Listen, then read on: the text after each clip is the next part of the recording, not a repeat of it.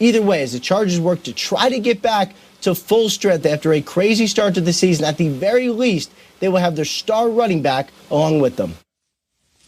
Thank you so much, Ian. So Gordon will be back at the Chargers facility today with his teammates and his coaches. He's not going to play this Sunday. Start Austin Eckler against the Dolphins, but then he'll be back. So off season to week 3. I got to tell you, Kyle, it's hard for me to come up with a winner in this situation. The Chargers have lost games without him out there, and he does not have a big contract waiting for him. What was this?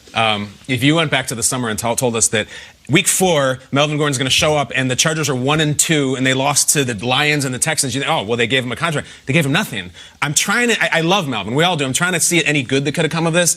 I guess he kept his legs fresh for a month and for a couple months, didn't take any injuries, and he paid a lot of money for that. It just strikes me as like, when Le'Veon did what Le'Veon did, I always felt like there was going to be someone who does something really, really bold and fails. Like, there's going to be somebody who tries to do that free solo thing after Alex Honnold, and it's not going to end well. That's what I'm saying. And I hope it doesn't, but it is. I think Melvin overplayed his hand. I think he underestimated his team, and it kind of ended all. And why did he come back right now? Why not? Why now? It's almost like he's just been tweeting and playing video games, and he got bored, and he's like, I think I should come back because I'm losing money. So I don't see what he accomplished, but the Chargers are a better team today. The Chargers lost 2 close games without him out there. They had a lead against the Texans. What do you need? A great running back out there to sort of drill that home and put the game on ice. He wasn't out there. Nobody so won. Team lost. You said it, Kay. They didn't win either. They didn't win anything by him showing up now, and he's subject to $1.2 million in fines. He's going to lose $1 million in game checks, and maybe they give it back to him at the end. Who knows? That's how that usually works out. But I think about the running back class as a whole, the entire position, and I wonder, like, are these guys ever going to get paid now? We said Ezekiel Elliott, he got that money. He's on an 8-year contract, and they're running him into the ground the first year of that right now. Man. I mean, he's got 8 years left there. I don't know if he's going to see all that money. Le'Veon Bell's on a Jets team that is not as good as the situation he was in with that offensive line with the Pittsburgh Steelers.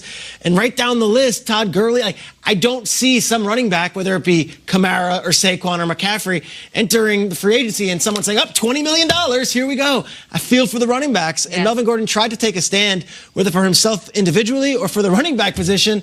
And he almost comes back to the facility today with a little egg on his face, like, hey, fellas, I'm back. And they're kind of like, well, we needed you all along. Where were you, man? Yeah, you talked about it, the history of the Chargers, dating back to LaDainian Tomlinson when, he wanted to get broke off, and he ended up leaving and playing for the Jets, of all places. Mobb Deep once said, ain't no such thing as halfway crooks. So if you're sitting there and you're going to sit out, you might as well go full throttle. You might as well pull a full Le'Veon Bell. If you're sitting back and you get a little antsy and all of a sudden you're like, you know what? I'm tired of playing video games, tired of tweeting. These college games are boring. I want to go out there and score some touchdowns. Then you have to be realistic and know, well, maybe I shouldn't sit out in the first place. With all that said, now it's all water under the bridge. I'm pretty sure that they're not going to find him. I'm pretty sure they'll work out some type of way to make sure that the money that he lost, he can gain it back. But it's unfortunate that he missed the first part of the season because this is where the momentum is built. Because he's one of those guys that could riddle off 14, 15 touchdowns and be the league leader in TDs at the end of the season. Triggs, can he change the narrative? I mean, the real loser would be if he didn't. I think that if he didn't show up at all. So he's back now. This team's losing. He turns it around, takes them into the playoffs. Can he set himself up for a big contract somewhere then? Yes, if he gashes the league for 1,500 yards over the next 14 and weeks. They win. And they win games. But that's a lot of carries. Do you want to pay for that? I mean, it's a lot more a tread off the tires. There is a lot said and what's not said. And the fact that the Chargers didn't pay him, knowing what they had in-house and knowing that he's entering free agency, tells me a lot. And this certainly doesn't add to his football character that he put his team out to dry here. He didn't honor his contract, and now he's coming back. I hate to beat up on Melvin Gordon. I love Melvin Gordon. He's great. Great dude. A great guy and a guy we like celebrating.